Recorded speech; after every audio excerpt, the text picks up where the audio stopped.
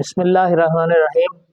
آج ہم ماضی کے صیغہ نمبر 4 واحد مؤنث غائب کی وضاحت کرتے ہیں۔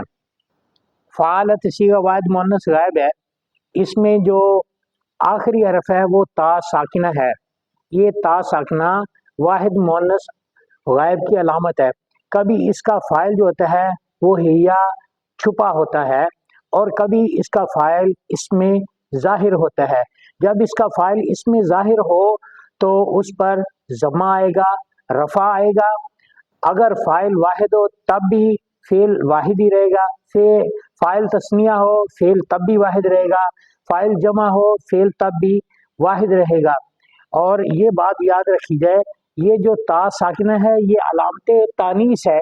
اس کا فاعل اس میں ظاہر بھی ہو سکتا ہے، اس میں ضمیر بھی۔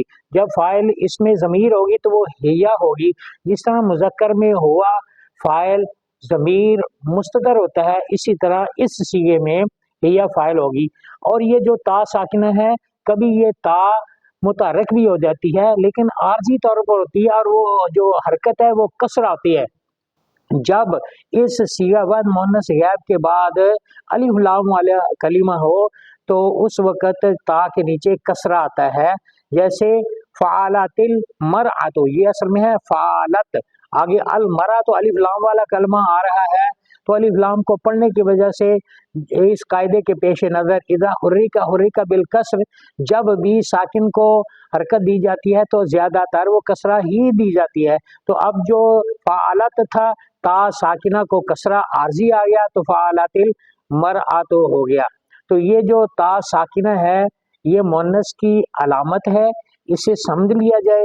فاعل جو ہے اس کا وہ کبھی اس میں ظاہر اور کبھی اس میں ضمیر ہیا ہوتا ہے۔